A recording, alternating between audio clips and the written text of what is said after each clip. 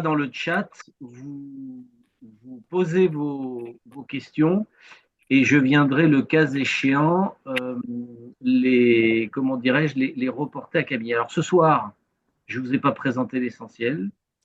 Donc moi, je suis Pierre-Éric de Massia, vous me connaissez, hein, toujours j'ai pas changé, je suis toujours le gérant de législature, enfin le co-gérant. Et ce soir, c'est Camille, sinon, qui va animer cette visio du mois, voilà. Donc Camille qui est chez nous depuis maintenant quelques temps et qui va faire cela. Euh, on va pouvoir démarrer, Camille, quand tu veux. On voit bien le slide tout à l'heure. Ok, parfait. Merci Pierrick. Bonsoir tout le monde. Je suis ravie de vous avoir ce soir pour cette petite présentation de l'actualité du mois. Comme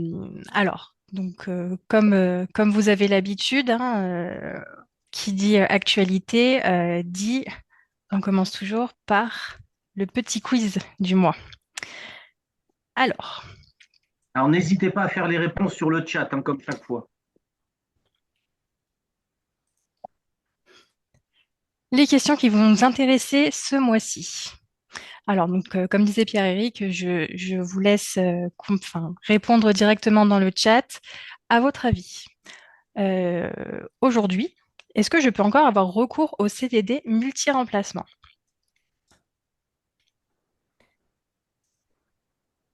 Qu'est-ce que vous en pensez? On va faire la pire erreur possible quand on a des poules chez soi, mais sans rendre compte que le jour suivant, quand le soleil va se lever, et toutes les personnes qui ont des perroquets, félicitations, hein, vous aurez le même résultat. Donc enregistrez bien cette vidéo si vous avez des poules ou des oiseaux, ça vous servira obligatoirement. Parce que donner un avocat à un oiseau, n'importe quel oiseau qui puisse voler, pas voler, ça revient à lui donner un méchant coup de couteau dans le dos. Parce qu'il faut savoir, Je ne sais pas qui a son micro ouvert.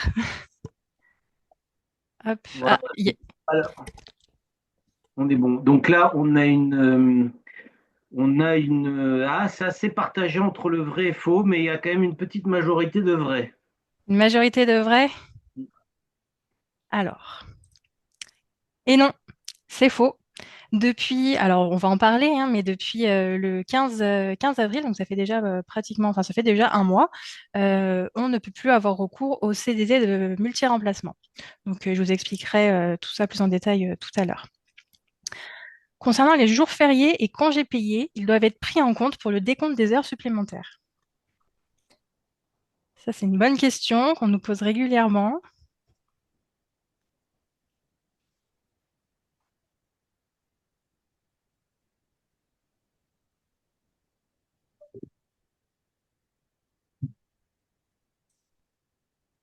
C'est pour l'instant relativement partagé, Ah, même si là encore, le vrai a l'air de l'emporter. le vrai l'emporte.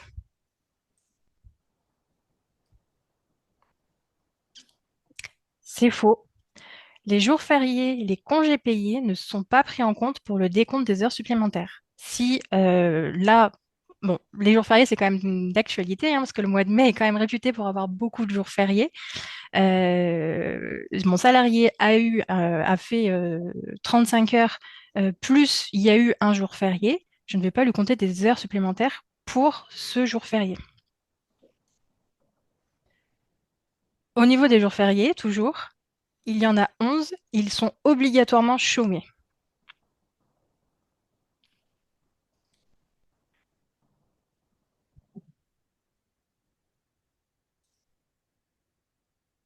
Alors là, le faux est quasi unanime. Tout à fait. Il y a que le 1er mai qui est obligatoirement chômé, sauf certaines activités qui sont, donc comme le transport par exemple, qui peuvent travailler le 1er mai, mais cette seule obligation, il n'y a que ce jour férié-là qui est concerné. Petite précision sur ce sujet, certains en ont peut-être entendu parler justement sur le 1er mai, il y a notamment tout le secteur de la boulangerie et des fleuristes aussi de mémoire qui militent un peu en ce moment pour que le régime du 1er mai soit un peu allégé, notamment pour certains secteurs d'activité, afin qu'ils puissent à minima ouvrir le matin. Donc on verra si cela va aboutir ou pas. Aujourd'hui, on n'a pas plus de précision. À votre Pour avis, pardon. ceux qui ont tenté, ils ont été sanctionnés, hein. Ça fait scandale, on a parlé Voilà. dans les médias, etc. À ce jour, ce n'est pas possible de faire travailler, des salariés. Donc, les boulangeries et les fleuristes peuvent ouvrir, mais c'est le gérant qui doit, euh, qui doit travailler. Normalement, à ce jour, les salariés ne peuvent pas travailler. Dans ces deux secteurs d'activité-là, en tout cas, ne peuvent pas travailler le 1er mai.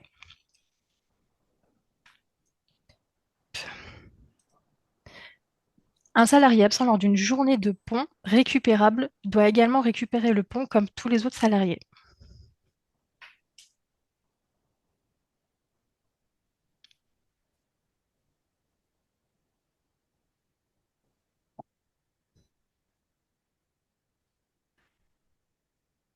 N'hésitez pas à partager sur le chat, hein. Là, la question a l'air plus complexe. Ah, vous n'avez pas d'avis peut-être. Le oui est plus majoritaire, même si Il est partagé. ouais.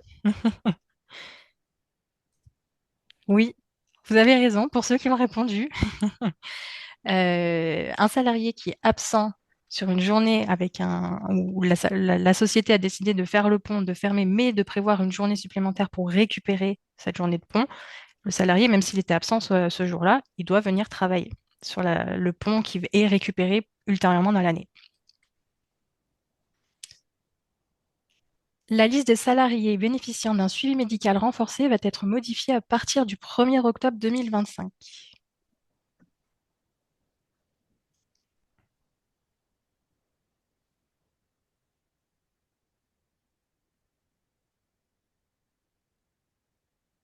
On va laisser 5 minutes, même là, si c'est le vrai qui est unanime.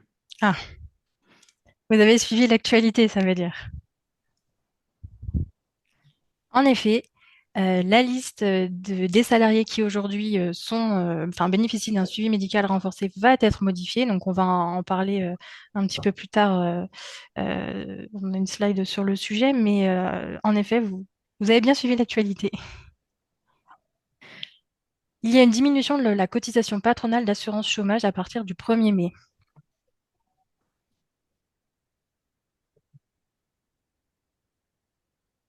Alors là, c'est spontané et rapide, et le oui, pareil, est quasi unanime, et fait même totalement unanime. Bon, bah, là encore, vous avez bien suivi l'actualité, bravo.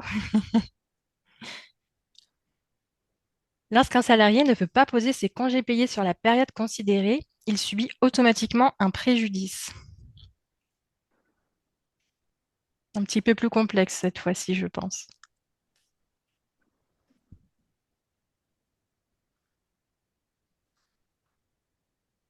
Et pourtant, les réponses fusent, et là, pareil, le non est quasiment unanime, enfin, même totalement unanime.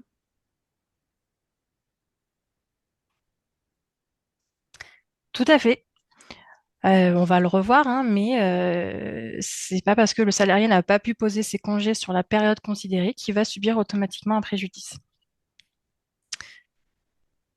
Un événement de la vie personnelle ne peut jamais justifier une sanction professionnelle.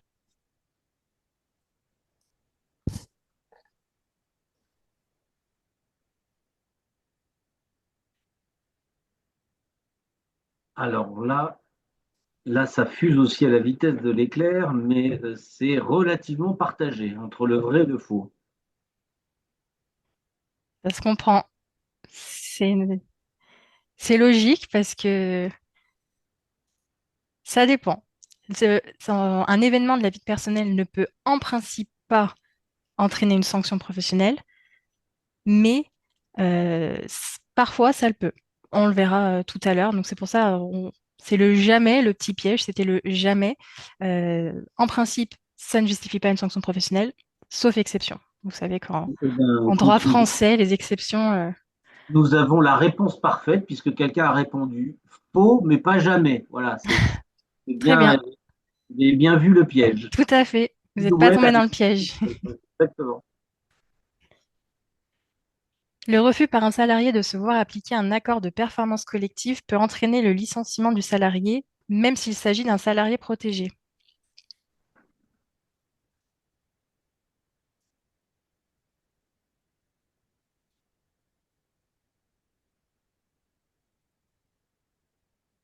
Bon, là encore, c'est relativement partagé entre le vrai et le faux, même si le faux aurait l'air de l'emporter. Oui, enfin, c'est assez égalitaire entre le vrai et le faux. Alors, verdict, c'est vrai. Un salarié, donc vous savez que les salariés protégés, donc c'est les salariés qui ont un mandat CSE, qui sont délégués syndicaux, représentants de sections syndicales, ça va être des salariés dits protégés. Pour pouvoir les licencier, on est obligé d'avoir l'autorisation de l'inspection du travail. On ne peut pas les licencier comme on veut. Pour autant, un accord de performance collective, donc un accord de performance collective va permettre de modifier certains éléments essentiels du contrat qui normalement nécessitent forcément l'accord du salarié pour être modifiés. Là, par le biais d'un accord d'entreprise, donc par cet accord spécifique, on peut modifier des éléments essentiels du contrat. Par exemple, on peut venir modifier une prime qui est contractualisée, on peut venir modifier du temps de travail, un lieu de travail. Euh, ça s'applique, le salarié protégé est aussi soumis à cet accord, au même titre que les autres. Donc, s'il refuse son application, il peut être licencié et l'inspection du travail peut délivrer une autorisation de licenciement pour ce motif. Dernière petite question, le fait de chercher à remplacer un salarié vaut licenciement implicite.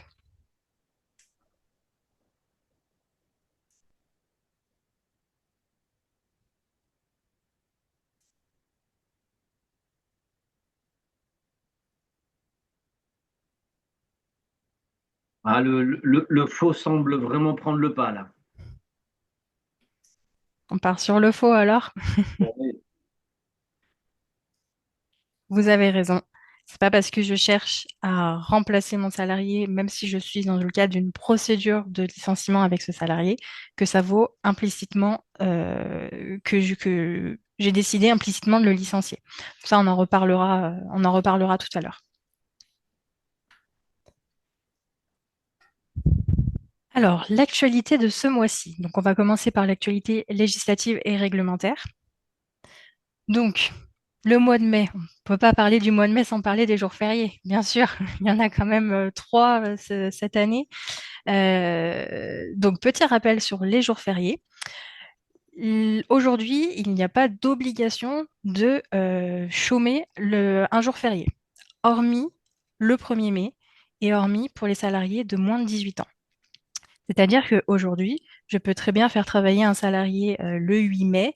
Je n'ai pas une obligation de chômer. Enfin, à part pour le 1er mai, c'est le seul jour concerné où personne ne peut travailler. Sauf certains établissements, par exemple tout ce qui est établissement sanitaire, l'hôtellerie, les transports. Pareil pour les salariés de moins de 18 ans. Les salariés de moins de 18 ans ne travaillent jamais un jour férié. 1er mai, pas 1er mai, ils ne travaillent jamais un jour férié, sauf certaines activités qui ont l'autorisation qui s'est prévue, pour lesquelles c'est prévu dans la convention collective, mais sinon, un salarié mineur n'a jamais le droit de travailler un jour férié. Au niveau de la rémunération des jours fériés, donc les jours fériés qui sont non travaillés, le principe c'est j'ai un jour férié, je ne travaille pas ce jour férié, j'ai le droit au maintien de ma rémunération à partir du moment où j'ai 3 mois d'ancienneté. Donc, si j'ai 3 mois d'ancienneté, je ne dois pas subir une perte de salaire du fait du jour férié. Euh, Chose importante aussi à préciser, parce que ça, on a régulièrement la question sur le sujet, la rémunération est maintenue en tenant compte de la durée de travail habituelle du salarié. C'est-à-dire que si mon salarié, le 8 mai, c'était un jeudi, il travaille habituellement 8 heures, je lui maintiens 8 heures.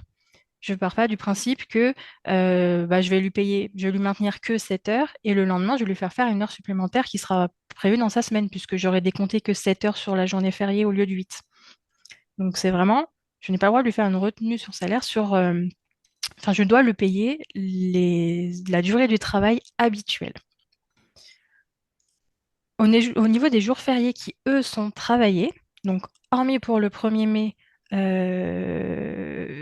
le 1er mai, il y a une majoration légale de 100%, donc une majoration, le 1er mai est payé double, ça c'est obligatoire, c'est la loi qui le prévoit.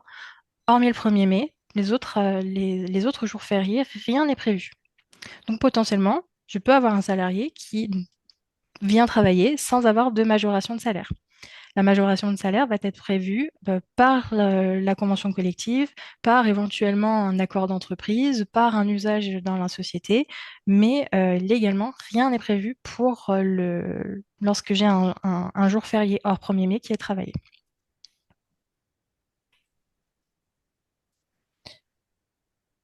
On en parlait tout à l'heure pendant le quiz. Lors d'un jour férié, je ne prends jamais en compte les heures habituelles prévues pour le jour férié dans le décompte des heures supplémentaires. Mon salarié, donc comme l'exemple que je prenais tout à l'heure, il va faire 35 heures sur 4 jours. À ça, je rajoute 7 heures d'un jour férié. Je vais lui payer 35 heures plus 7 heures à un taux horaire normal. Il a travaillé 35 heures, donc il a 35 heures de rémunéré. Mais au titre du maintien de salaire du jour férié, il aura aussi ses 7 heures sur son jour férié non travaillé. Au niveau des congés payés, lorsque le salarié est en congé payé et qu'il y a un jour férié qui vient se glisser au milieu, je ne lui décompte pas un jour férié au titre du congé payé. Si je suis en jour ouvrable, c'est-à-dire donc que je décompte sur 6 jours, si j'ai un jour férié qui tombe un samedi, je vais lui décompter des congés payés du lundi au vendredi et le samedi est férié.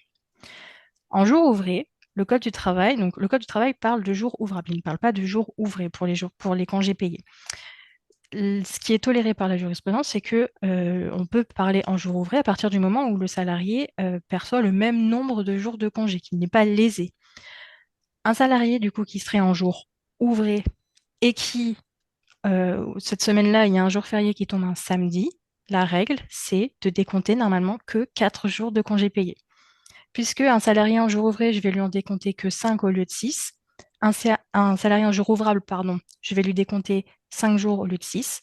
Un salarié en jour ouvré, je lui décompte 4 jours au lieu de 5. Il ne doit pas être lésé par rapport au salarié qui a un décompte en jour ouvrable. Le salarié en jour ouvrable, on va lui décompter un jour de moins. Le salarié en jour ouvré, on fait pareil. Par rapport au pont, l'employeur peut très bien décider, là par exemple on avait pas mal, il y a encore l'ascension, l'employeur peut très bien décider de fermer le vendredi pour le week-end de l'ascension, mais prévoir que cette journée va être récupérée ultérieurement. Ça, c'est tout à fait possible.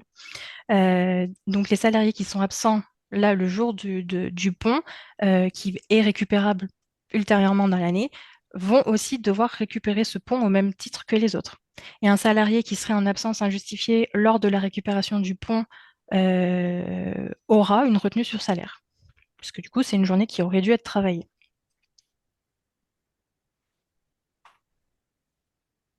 N'hésitez pas à vous poser vos questions sur le chat une fois de plus si vous souhaitez des éclaircissements de la part de Camille, hein. On en parlait tout à l'heure. Le CDD multi-remplacement, ça, c'était une spécificité qui était pendant 2 ans, donc du 13 avril 2023 du coup au 13 avril 2025, qui permettait donc dans certains secteurs d'activité d'avoir recours à un seul CDD pour procéder à des remplacements de plusieurs salariés absents. Donc c'était une expérimentation pour seulement 2 ans. Cette expérimentation n'a pas été reconduite, ce qui signifie qu'elle s'est terminée le 13 avril 2025. Donc depuis le 13 avril 2025, vous ne pouvez pas conclure de nouveaux CDD de remplacement. Le ministère du Travail a précisé que du coup, les contrats qui ont été conclus avant le 13 avril 2025 et qui vont se terminer plus tard, ultérieurement, eux, ils continuent à produire leurs effets. Par contre, si vous avez conclu un CDD de multi-remplacement qui se terminait au 13 avril 2025, il ne fallait pas le prolonger ou le renouveler.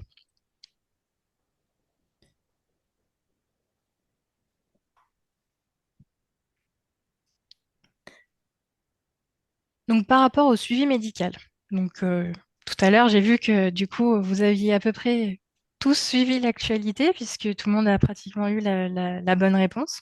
Donc, à partir du 1er octobre 2025, donc là, il y a un décret d'avril 2025 qui vient d'être publié au journal officiel. Donc, à partir du 1er octobre 2025, il y a certains salariés qui, jusqu'à présent, bénéficiaient d'un suivi médical renforcé, qui vont sortir de ce dispositif, mais un nouveau dispositif va s'appliquer à eux. Donc, ça va concerner tous les salariés dont la conduite de certains équipements présentant un risque et sont subordonnés à l'obtention d'une autorisation de conduite délivrée par l'employeur. Donc, c'est ceux qui vont conduire les chariots élévateurs principalement, et les salariés qui nécessitent une habilitation électrique. Donc, ces deux types de salariés-là ne vont plus bénéficier d'un suivi médical renforcé. À partir du 1er octobre 2025, ils vont avoir une attestation qui va être délivrée par le médecin du travail qui va indiquer que le travailleur ne présente pas de contre-indication médicale.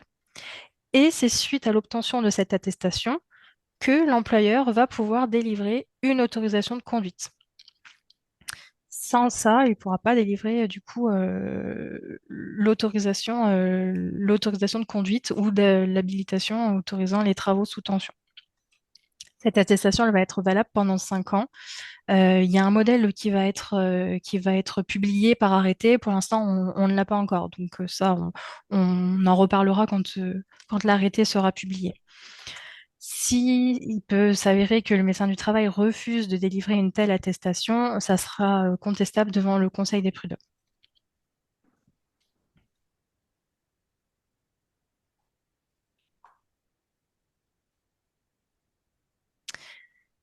Autre nouveauté, alors ça avait été prévu donc, dans la loi de finances de 2025. Donc, vous savez, cette loi de finances qui a tardé à arriver, on l'a attendue particulièrement longtemps. Elle a été publiée que le 14 février 2025. Elle prévoit du coup l'APLD rebond, donc l'activité partielle longue durée rebond. Vous savez que l'activité partielle longue durée, qui était initialement prévue en sortie de Covid, s'est arrêtée de mémoire il y a 1 ou 2 ans. On pouvait plus y avoir recours. Donc pour pallier à cela, le gouvernement a prévu un nouveau dispositif qui s'appelle du coup l'APLD rebond, et un décret d'avril 2025 est venu détailler un peu son fonctionnement. Notamment, il est venu fixer tout ce qui est modalité d'éligibilité, les conditions de recours au dispositif, tout ce qui va être les compétences de l'autorité administrative dans la matière, les conditions d'octroi de l'allocation de l'activité partielle. Voilà, tous ces éléments-là sont prévus par le décret. Donc, et le ministère du Travail a aussi publié un question-réponse. Donc, voilà, s'il y en a qui peuvent potentiellement être concernés, n'hésitez pas à les consulter, notamment le question-réponse du ministère du Travail. Il apporte pas mal de précisions sur le sujet.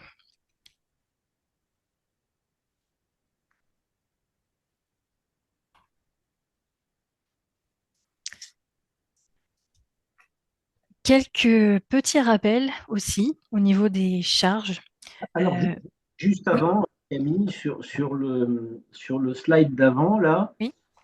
j'aurais voulu juste comme ça, est-ce que certains d'entre vous l'ont utilisé sur cette année au regard d'une activité un petit peu moins florissante, ou est-ce que personne n'est allé dans ce genre de dispositif?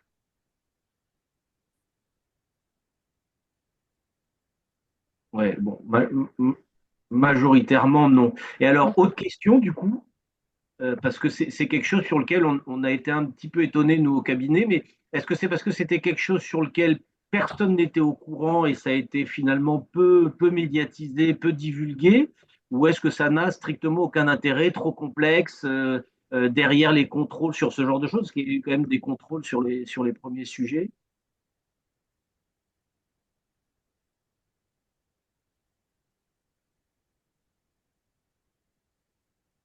Ouais, bon. C'est pas quelque chose qui a beaucoup été véhiculé. Ok, bon. Parce que même sur la PLD classique qui était Ouais, prévue il y a quelques années, est-ce qu'il bon. y en a qui s'en sont servis ou pas du tout sur ce précédent dispositif qui existait auparavant? Non, non, effectivement, Non. les gens sont pas forcément informés, mais c'est vrai Ouais. que le, le monde du transport est sorti d'une grande pénurie de chauffeurs, enfin, ou même de manière générale, hein, le transport au sens large, hein, voyageurs, marchandises ou sanitaires, est passé d'une grande pénurie à une baisse de volume, mais ce qui n'a pas forcément limité l'emploi. Ok, Ouais. merci de votre réponse. Moi, c'était juste pour juste voilà, pour mieux comprendre. Je t'en prie, Camille, pardon de t'avoir coupé. Non, mais pas de souci. C'est vrai que c'est un dispositif, enfin déjà la PLD qui existait précédemment n'était pas forcément un dispositif qui était très utilisé à ce moment-là.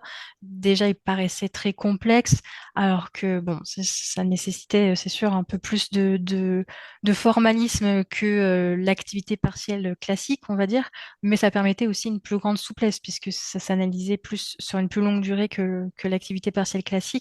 Donc voilà, s'il y en a qui malheureusement sont concernés ou qui estimeraient en avoir besoin, n'hésitez pas à revenir vers nos services si vous avez besoin de davantage de précisions sur ce nouveau dispositif qui existe.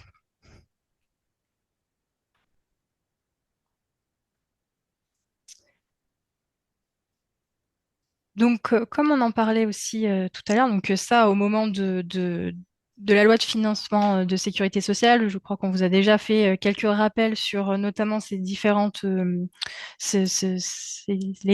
évolutions en matière de charges sociales qui allaient arriver. Donc là, les décrets ont été publiés. Donc déjà, on en a parlé, enfin de mémoire, Monsieur Guy en avait parlé le mois dernier lors de la webconf du mois dernier par rapport au taux ATMP. Vous savez que là, ils ont changé au 1er mai. Donc vous avez dû recevoir normalement vos nouveaux taux.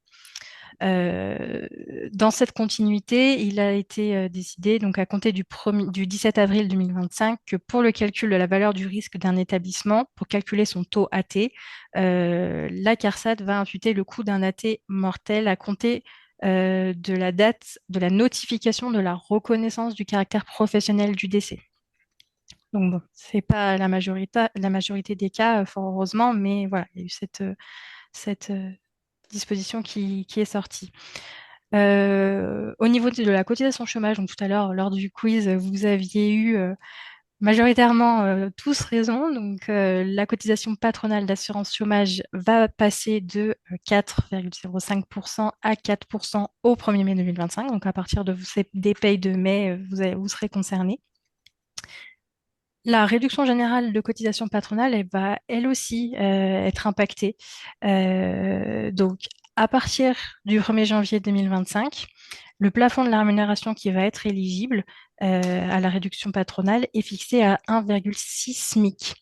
Donc, c'est-à-dire que toute rémunération qui dépassera 1,6 SMIC ne pourra pas bénéficier de la réduction générale de cotisation patronale.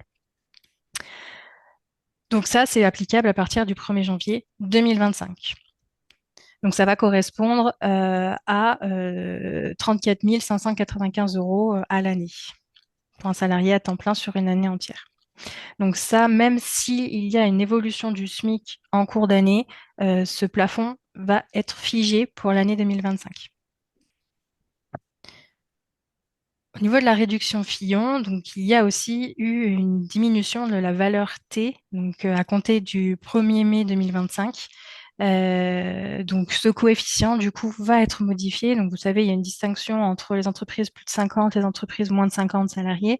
Donc pour les entreprises moins de 50 salariés, le taux va passer à 0, enfin, à 0,3195 et pour les entreprises de plus de 50 salariés à 0,3233, pardon. Et vous savez, on vous l'a remis dans la formule de calcul, mais vous savez que maintenant, la PPV rentre dans le calcul de la réduction générale de cotisation patronale.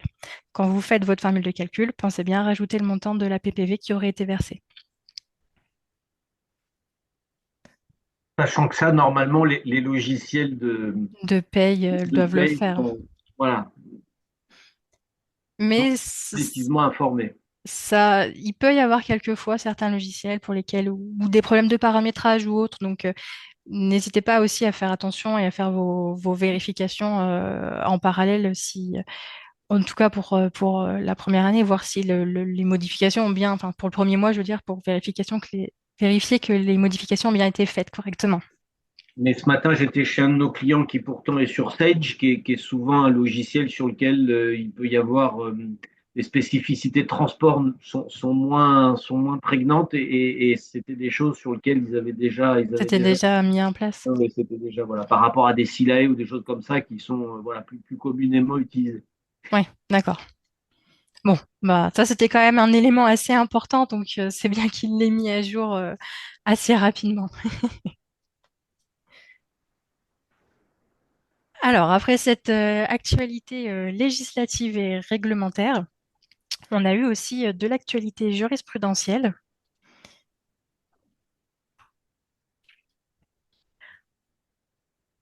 Alors, au niveau des congés payés, vous savez que vos salariés doivent prendre normalement leurs congés payés sur la période concernée.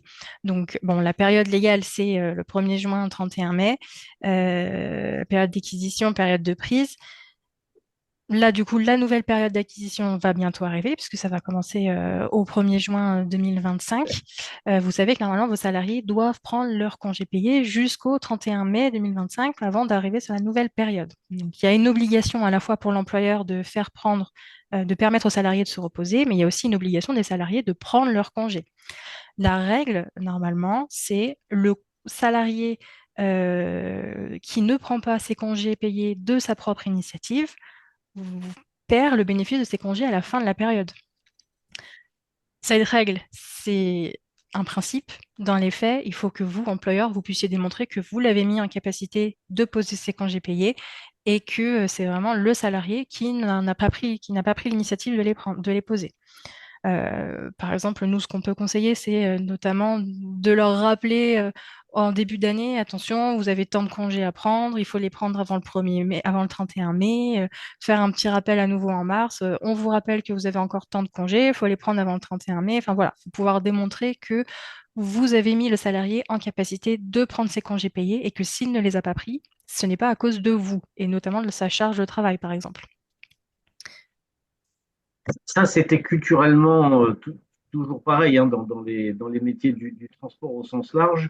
Ça a été un vrai sujet, hein, les cumuls, les compteurs de congés payés qui n'étaient pas pris et qui s'accumulaient, qui finissaient Oui, par être, même comptablement, des sommes d'argent des colossales. sommes importantes, oui. Les pratiques se sont un petit peu, ont bien évolué là-dessus et les Oui. gens ont bien épuré ces comptes-là. Mais est-ce que vous, aujourd'hui, ce côté congé pas pris continue de poser un problème ou est-ce que ça, ou est-ce que c'est, enfin, ou est-ce que c'est des choses aujourd'hui qui sont clairement acquises de la part de vos salariés? Toujours petite question parce que nous, c'est quand même des questions qu'on a assez Oui. régulièrement, notamment en ce moment par rapport à la période des congés, hein, qui posent toujours des...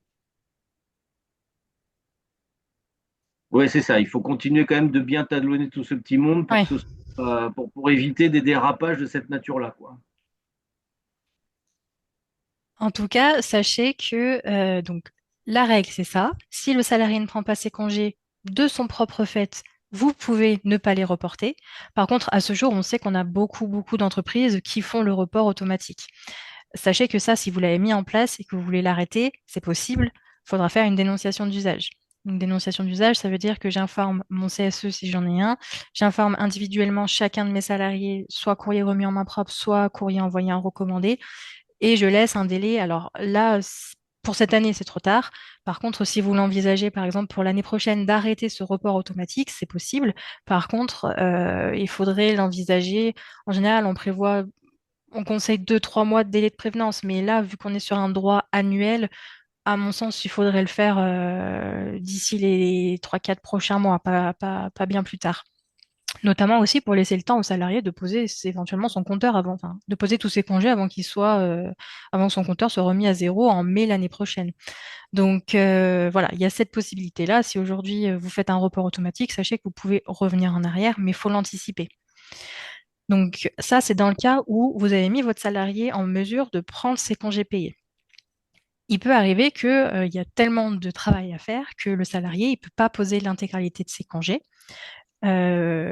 Jusqu'à présent, il y avait un préjudice automatique qui a été retenu pour les salariés. Donc, on considérait que s'ils ne pouvaient pas poser leur congé, s'ils allaient devant les juges, ils pouvaient obtenir des dommages et intérêts parce qu'ils subissaient un préjudice du fait de la non-prise des congés.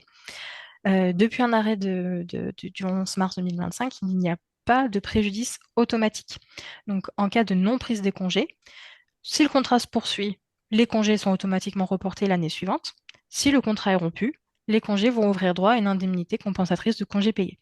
Mais le salarié, maintenant, il doit démontrer qu'il a subi un préjudice distinct pour obtenir des dommages et intérêts. Il ne pourra plus simplement dire j'ai pas pu prendre mes congés, j'ai automatiquement subi un préjudice. Il faut qu'il estime quel a été le préjudice qu'il a subi. Donc là, dans cet arrêt, la Cour de cassation est venue rejeter la demande du salarié sur ce point-là.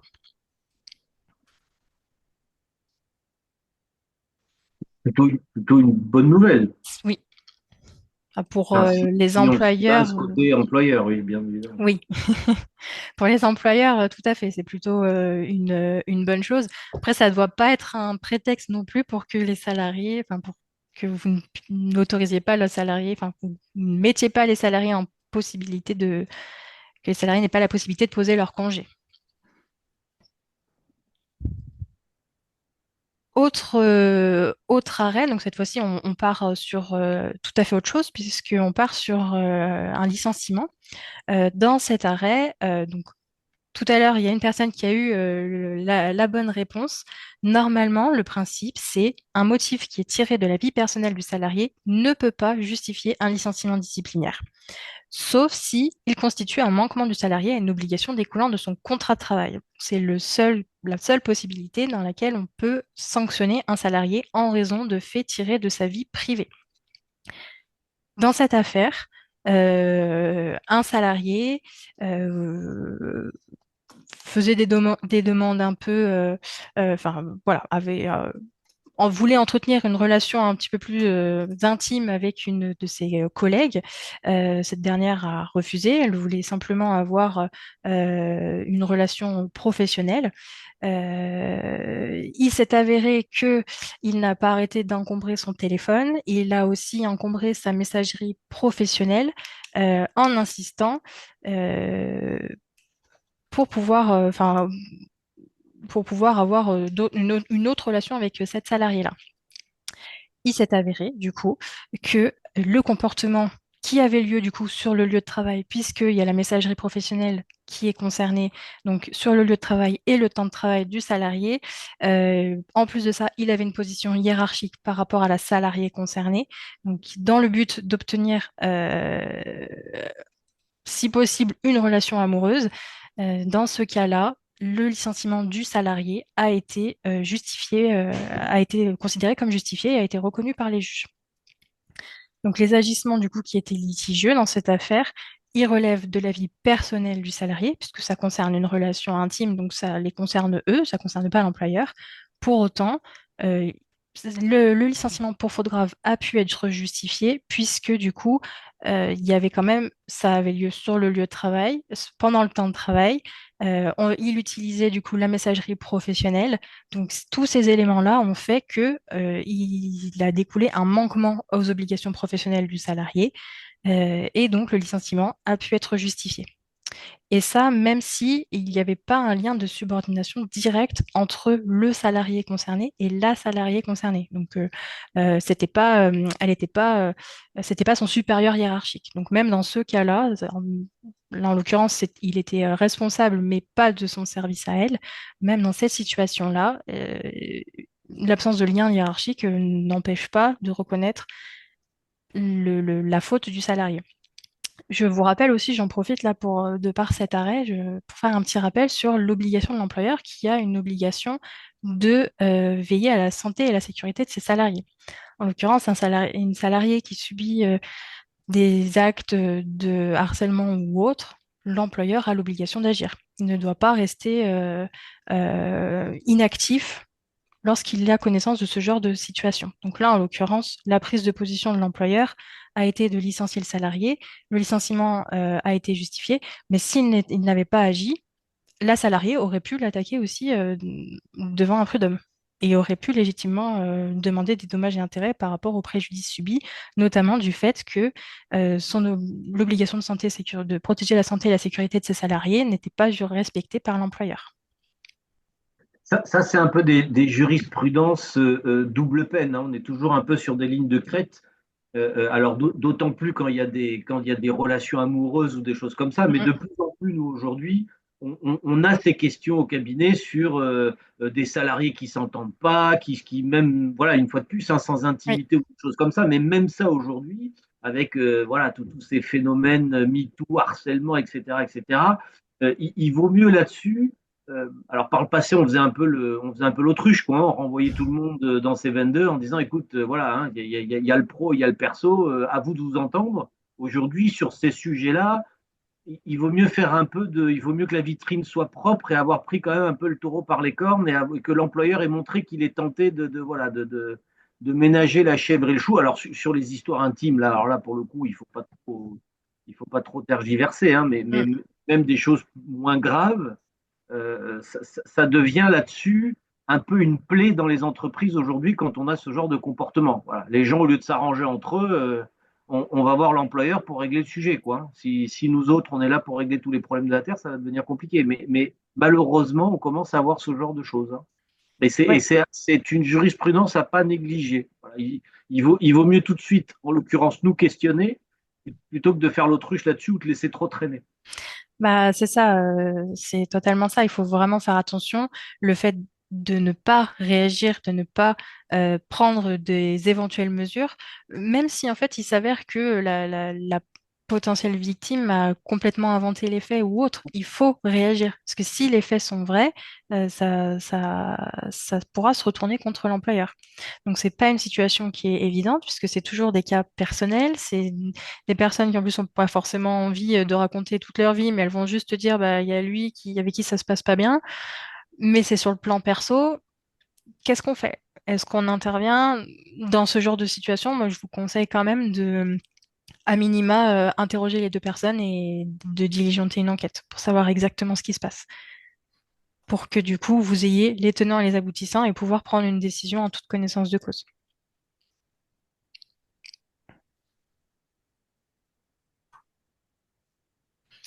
Un autre licenciement, mais pas pour le même motif cette fois-ci. Là, cette fois-ci, on parle plutôt d'un licenciement. La question qui se posait et qui a été posée à la Cour de cassation, ça a été est-ce que le simple fait, un acte de l'employeur par lequel il manifeste sa volonté de licencier le salarié, mais implicitement. Donc là, dans les faits, c'est parce que c'était un employeur il avait envoyé une promesse d'embauche à un autre salarié pour remplacer un salarié qui était sur le point d'être licencié. Mais sa notification de licenciement ne lui a pas encore été notifiée. Donc la question qui a été posée à la Cour, c'est est-ce que le fait qu'ils aient embauché quelqu'un pour me remplacer, alors même que j'étais pas encore licencié, vaut licenciement implicite? La réponse de la Cour, non. L'employeur n'avait pas exprimé publiquement ni auprès du salarié sa volonté de le licencier. Donc, l'employeur avait la faculté de mettre en œuvre une procédure de licenciement euh, en parallèle. Le simple fait de remettre une promesse d'embauche à un salarié qui, dans les faits, allait remplacer le salarié remplacé, n'a pas pour effet d'entraîner un licenciement implicite qui, du coup, serait un licenciement requalifié en licenciement sans cause réelle et sérieuse. Donc ça, c'est important, hein. Si vous avez besoin, enfin, si vous avez un salarié, par exemple, qui est sur le point d'être licencié et que vous vous dites, bah, je suis bloqué tant qu'il n'est pas parti, je ne peux pas recruter quelqu'un d'autre, c'est pas le cas.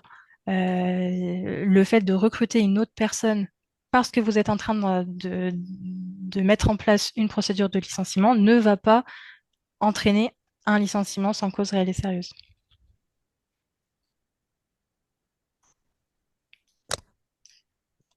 Encore un licenciement. Décidément, c'est la soirée. Au niveau des licenciements, Jurisprudence, c'est plutôt ça, hein. oui, bah, c'est souvent hein, ce genre de sujets qui sont les plus traités, on va dire. Dans... Et puis en ce moment, l'actualité législative étant, comment dirais-je, un petit peu bloquée, Oui, la jurisprudence prend un peu le pas. Ouais. c'est ça. Au niveau du coup d'une inaptitude, donc là, dans cette affaire-là, c'était une affaire, donc un salarié a été licencié pour inaptitude. Mais l'avis d'inaptitude avait été contesté par le salarié auprès du Conseil des prud'hommes. Donc, vous savez que vous pouvez contester, en cas d'avis d'inaptitude, vous pouvez contester l'avis d'inaptitude dans un délai de 15 jours suivant sa notification auprès du Conseil des prud'hommes. Alors, dans les faits, en tout cas, du point de vue de l'employeur, pas forcément grand intérêt à le faire parce que dans tous les cas, vous n'aurez jamais une réponse vous savez, vous avez un mois pour licencier le salarié à partir du moment où l'inaptitude est prononcée, pendant un délai d'un mois, vous n'avez pas besoin de reprendre son salaire. Dans les faits, si vous contestez l'avis d'inaptitude auprès du Conseil des prud'hommes, il vous répondra jamais dans ce délai d'un mois. Ça veut dire que vous serez obligé de maintenir le salarié dans les effectifs et de lui maintenir son salaire.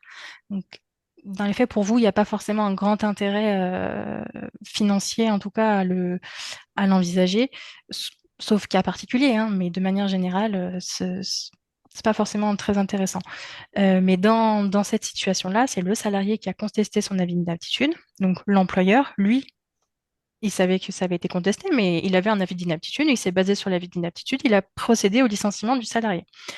Le salarié, du coup, contestait, puisque l'avis d'inaptitude a été remis en cause par les juges. Donc le salarié disait, bah, moi j'ai été licencié en raison de mon état de santé, puisque l'avis d'inaptitude, il est tombé. Donc je n'étais pas inapte. Donc il demandait la requalification de son licenciement en un licenciement nul. Euh, Là, en l'occurrence, ce qui a été décidé par les juges, c'est que c'est pas parce qu'il y a eu un recours exercé par le salarié qui avait été déclaré inapte à l'encontre de l'avis d'inaptitude que l'employeur ne peut pas licencier. Donc, l'employeur n'est pas tenu d'attendre la décision finale du juge s'il entend procéder au licenciement du salarié. Donc là, en plus, c'était un licenciement sans reclassement, donc l'employeur est légitime à procéder au licenciement du salarié. À la date du licenciement, l'employeur avait fait les formalités correctes, donc le licenciement, l'employeur pouvait licencier le salarié malgré tout. Ça n'empêche pas que du coup le licenciement n'a plus de fondement, puisque du coup c'est plus sur on est plus sur une inaptitude, mais pour le coup on n'est pas sur un licenciement nul, puisque au niveau c'est pas en raison de l'état de santé du salarié que ce dernier a été licencié, mais c'est en raison de l'inaptitude qui à l'époque avait été prononcée.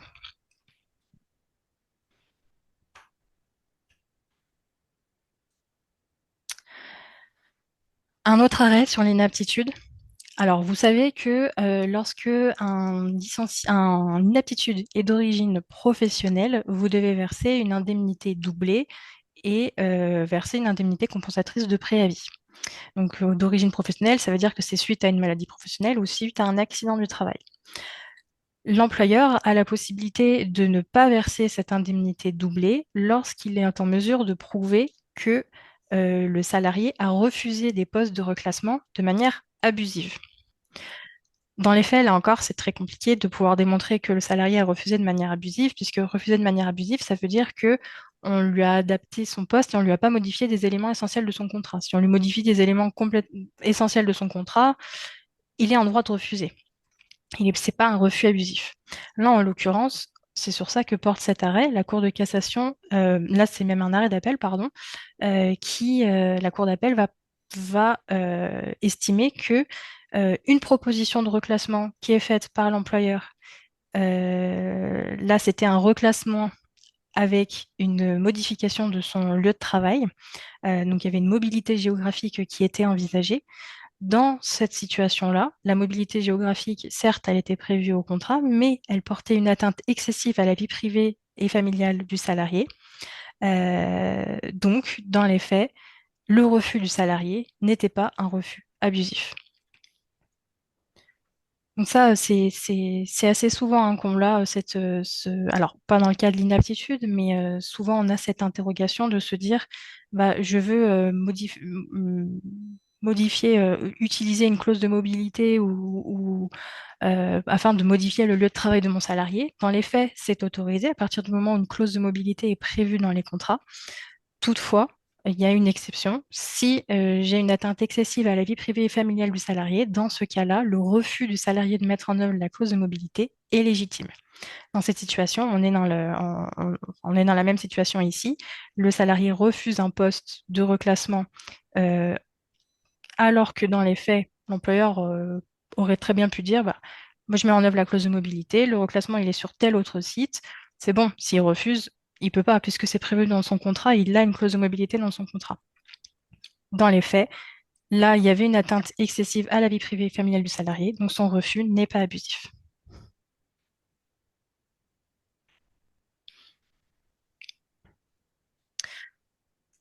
On parlait tout à l'heure des salariés protégés, accord performance collective. Donc, je vous en ai parlé brièvement déjà tout à l'heure. Un accord de performance collective va permettre à un employeur de modifier des éléments essentiels du contrat. Je vais pouvoir modifier le temps de travail du salarié, son lieu de travail, sa rémunération éventuellement. Si par exemple j'avais une prime qui est contractualisée, je peux l'enlever par rapport à cet accord de performance collective. Alors que normalement, c'est des éléments qui nécessitent l'accord du salarié.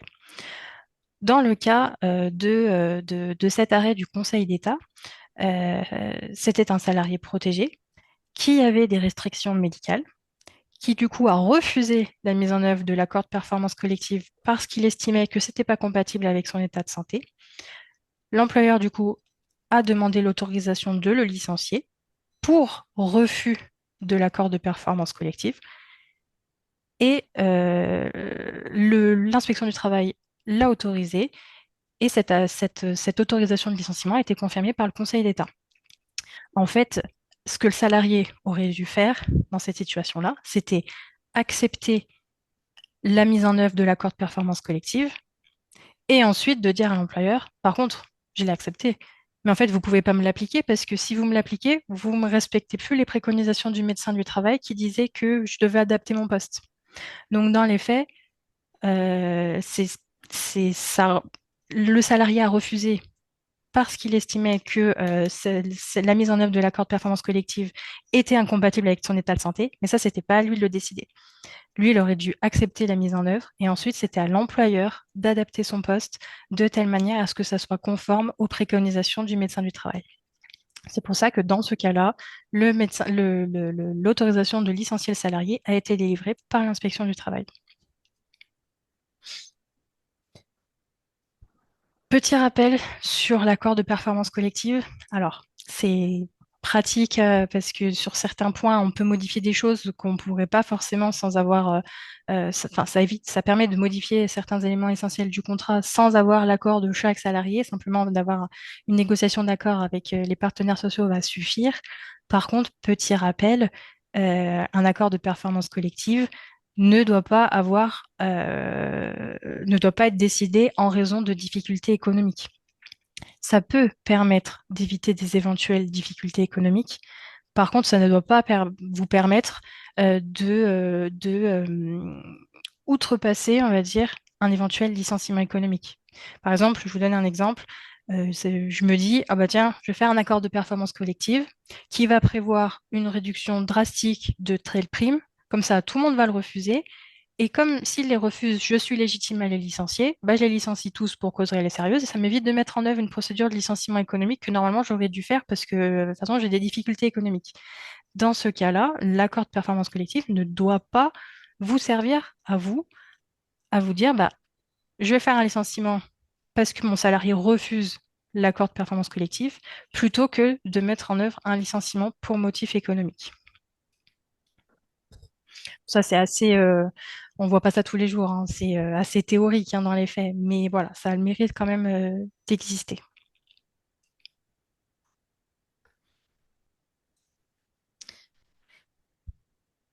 Dernier petit arrêt pour cette soirée d'actualité sur le télétravail.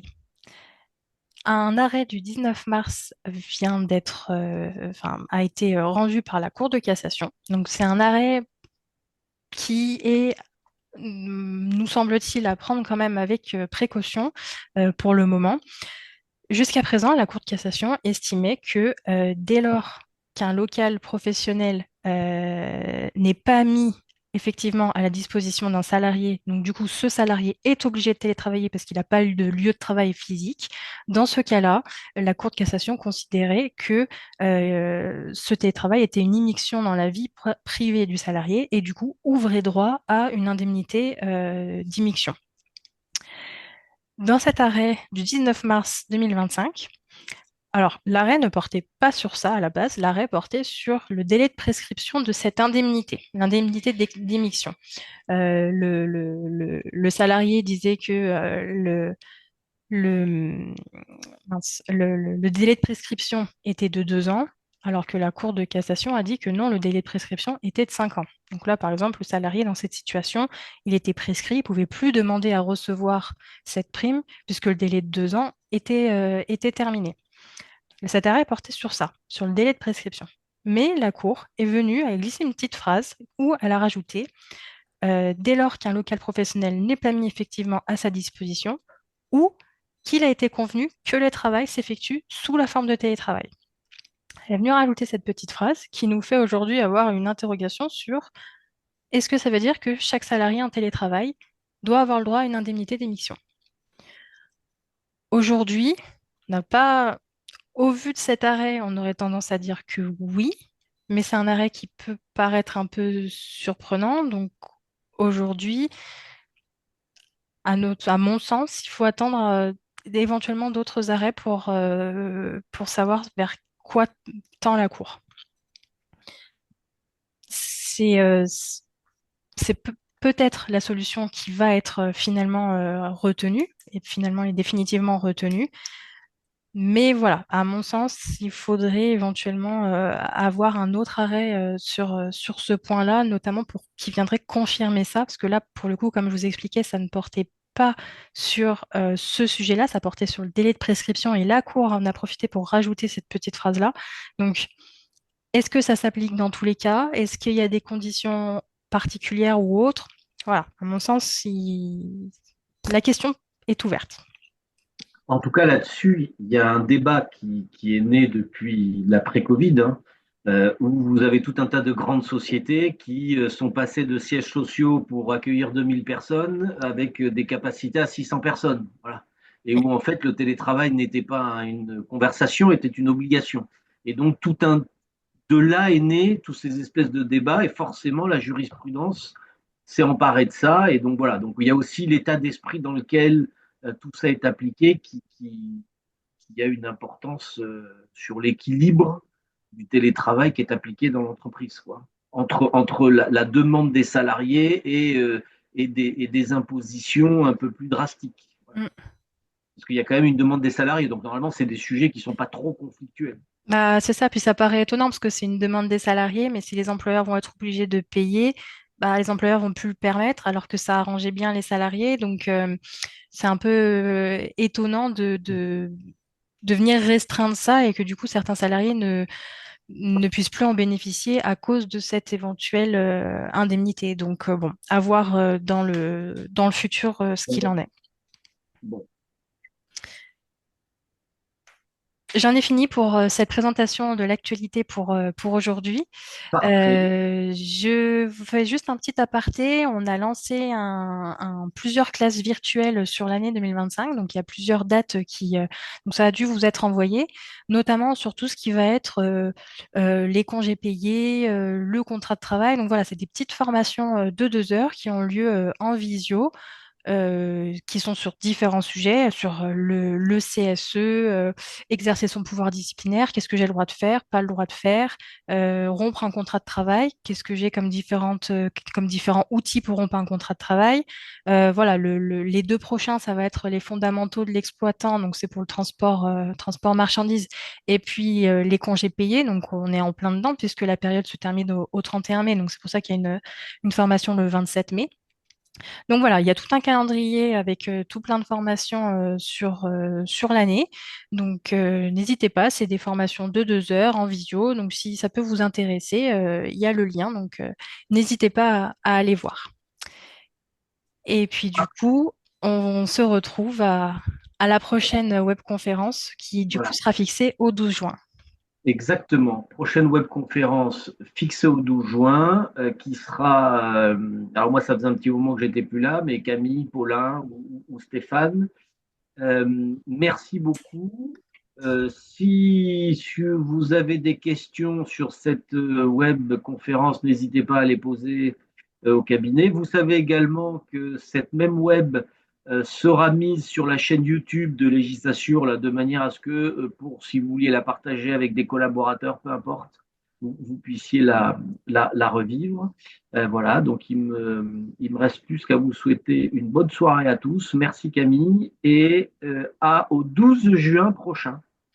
Merci Bonne à soirée tous. à tous. Passez une bonne soirée. Merci.